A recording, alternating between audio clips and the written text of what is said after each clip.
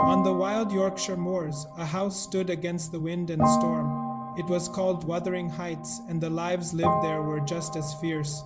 Our story starts when a man named Mr. Lockwood rents a nearby estate. Curious about his landlord, the mysterious Heathcliff, he visits Wuthering Heights but is met with such cold hostility that it chills him to the bone.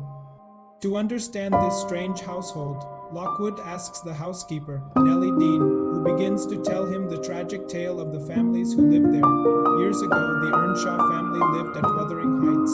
One day, Mr. Earnshaw brought home a dirty, homeless boy he found in Liverpool and named him Heathcliff. While the son, Hindley, hated Heathcliff, the daughter, Catherine, formed a deep, inseparable bond with him. They were two souls fused into one, roaming the moors, their love as untamed as the landscape around them. But when Mr. Earnshaw died, Hindley became the master and took his revenge. He treated Heathcliff like a common servant, trying to crush his spirit. Despite the cruelty, Heathcliff and Catherine's connection only grew stronger, more passionate and defiant than ever. Everything changed when Catherine injured herself and had to recover at Thrushcross Grange, the elegant home of the wealthy Linton family. She got a taste of a refined, comfortable life and it changed her.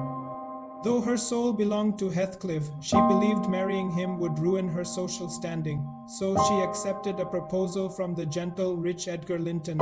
When Heathcliff overheard her say she could never marry him, he vanished into the night, his heart shattered. Years later, Heathcliff returned. He was now wealthy, hardened, and consumed by a single purpose, revenge. Catherine, now married to Edgar, was torn apart by his return. Their reunion was a storm of passion and pain. Torn between her love for Heathcliff and her duty to Edgar, Catherine fell gravely ill. She died shortly after giving birth to a daughter, also named Cathy, leaving Heathcliff utterly devastated. He begged her ghost to haunt him, to never leave him alone. From that day on, Heathcliff's life was dedicated to vengeance. He destroyed Hindley, took control of Wuthering Heights, and set his sights on the next generation. He tricked Edgar's sister, Isabella, into a miserable marriage, and later forced his own sickly son, Linton, to marry young Cathy, all to seize the Linton fortune and their home, Thrushcross Grange. But love can bloom in the harshest places.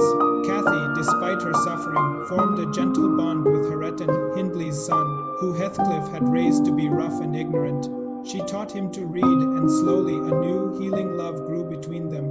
Watching them, Heathcliff's fire for revenge began to fade. He became lost in memories of Catherine, seeing her everywhere. He stopped eating, stopped sleeping, haunted by her spirit until he finally died. His body found in his room, a strange, joyful smile on his face.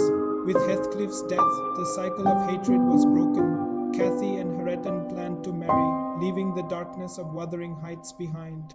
And some locals say that on stormy nights, you can still see two figures wandering the moors together, Heathcliff and Catherine, finally at peace. Thanks for watching. If you enjoyed this story, be sure to like and subscribe for more classic tales.